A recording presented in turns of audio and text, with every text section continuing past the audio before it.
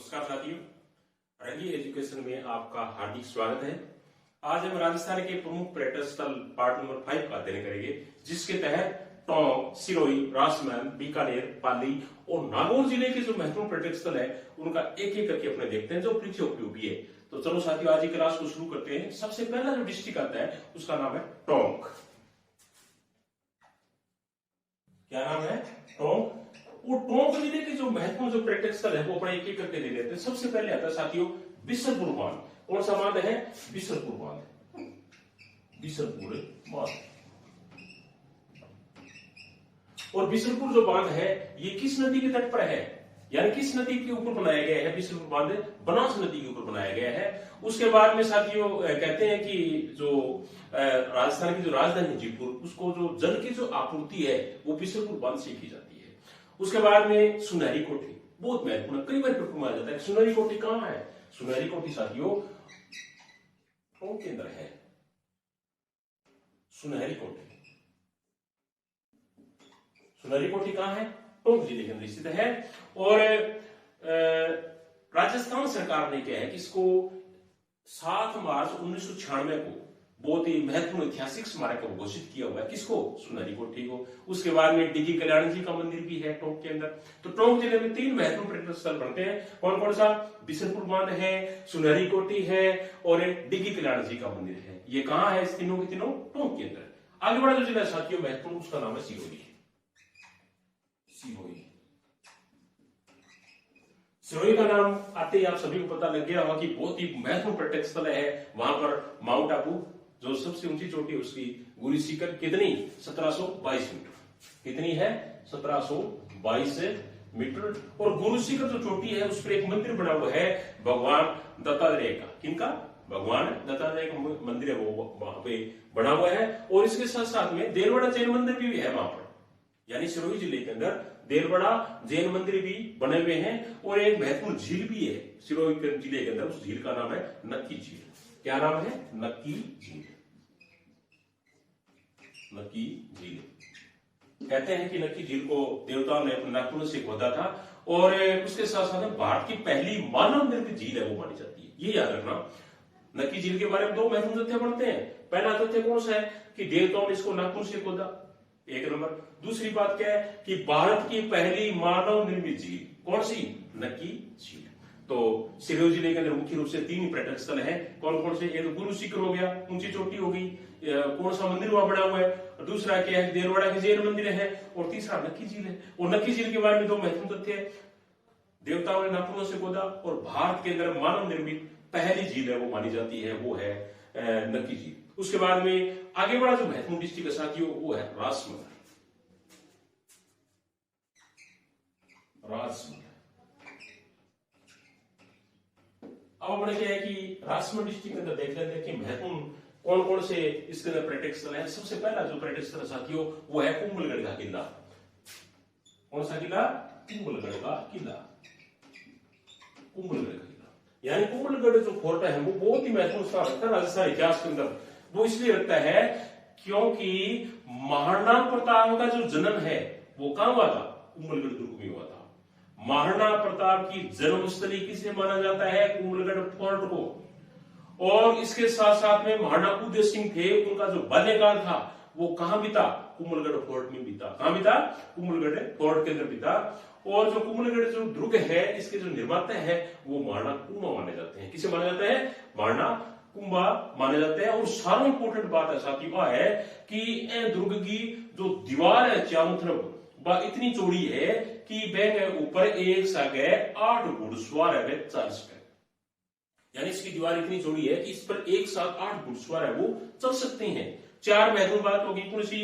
निर्माता कौन? महाराणा कुंभा, महाराणा प्रताप की जन्मस्थली, महाराणा उदय सिंह का बाल्यकाल यही बीता।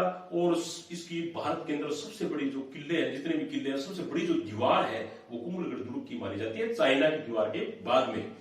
तो साथियों बहुत ही महत्वपूर्ण प्रश्न बनता है अपनी कुंभलगढ़ दुर्ग के बाद में। उसके बाद में जो आगे वाला जो पर्यटन स्थल है राजमहल जिले के अंदर वो है राजमहल झील।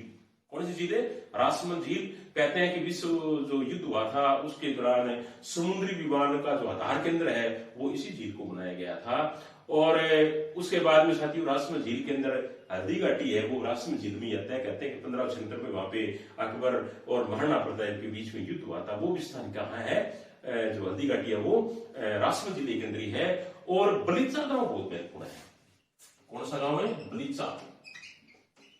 क्यों प्रसिद्ध है, क्योंकि यहाँ पर चेतक की समाधि बनी हुई है। किसकी समाधि बनी हुई है, चेतक।